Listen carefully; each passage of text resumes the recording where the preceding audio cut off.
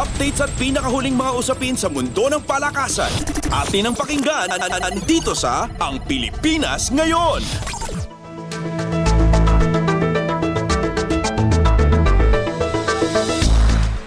Kwalipikado na ang Gilas Pilipinas na makapaglaro sa 2024 FIBA Olympic Qualifying Tournament pagkatapos ang panalo nila laban sa China sa 2023 Basketball World Cup.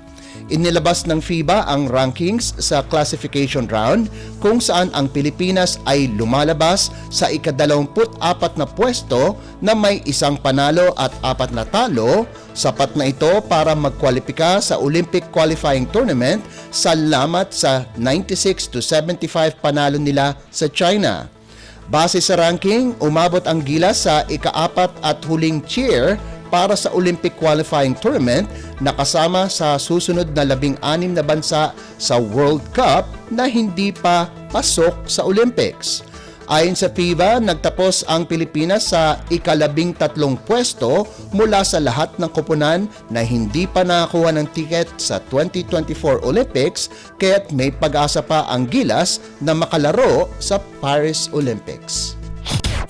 Updates at pinakahuling mga usapin sa mundo ng palakasan. Atin ang pakinggan dito sa Ang Pilipinas Ngayon.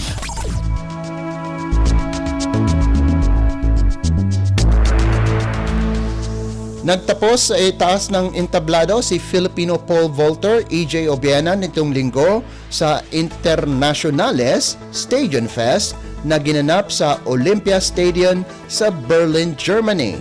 Nalundag ni Obiena ang 5.92 meters para magtapos sa first place na sinundan naman ni Sondre Guttormsen ng Norway na sinubukan din ang parehong marka subalit hindi niya ito natalon sa loob ng 3 beses na pagtatangka. Ang pinakamataas na marka ni Guttormsen ay ang 5.82 meters na sapat na para sa ikalawang pwesto. Sinundan ito ni Casey Lightfoot ng Amerika na kapwa nalundag ang parehong marka subalit pumesto lamang siya sa ikatlo pagkatapos ang countback. Sinubukan ni Obiena na malagpasan ang kanyang personal best record na 6 meters subalit hindi niya nalundag ang 6.01 meters sa 3 pagtatangka. Gayunpaman, magandang pagbabalik ito para sa Tokyo Olympian na nagtapos ng panghuli sa Zurich leg ng Diamond League nitong nakarang linggo kung saan natalon niya lamang ang 5.6 meters. Updates at pinakahuling mga usapin sa mundo ng palakasan. Atin ang pakinggan dito sa Ang Pilipinas Ngayon.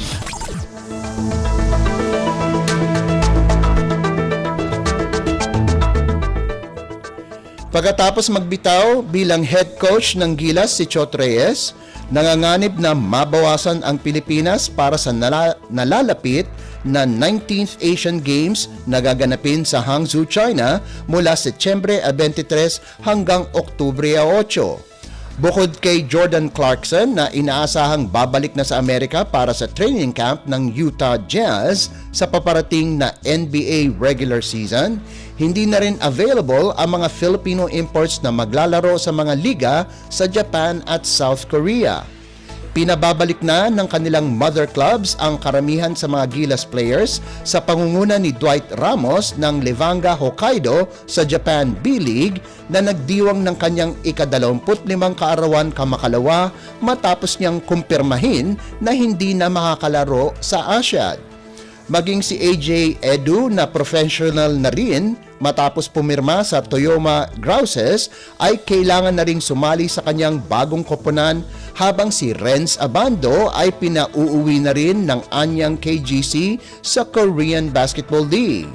Kasama din nababalik sa Japan B-League ang players na sina Kai Soto ng Hiroshima Dragonflies at Kiefer Ravena ng Shiga Lake Stars. Dahil sa kanilang unavailability, lagpas kalahati ang mawawala sa Gilas team na binubuo na lang ngayon ni na PBA players Junmar Fajardo, Japeth Aguilar, CJ Perez, Jamie Malonzo, Roger Pogoy at Scotty Thompson.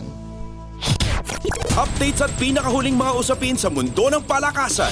Atin ang pakinggan dito sa Ang Pilipinas Ngayon.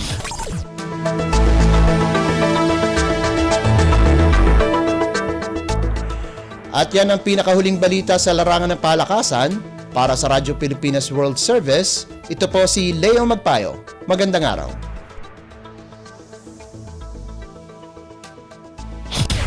Updates at pinakahuling mga usapin sa mundo ng palakasan.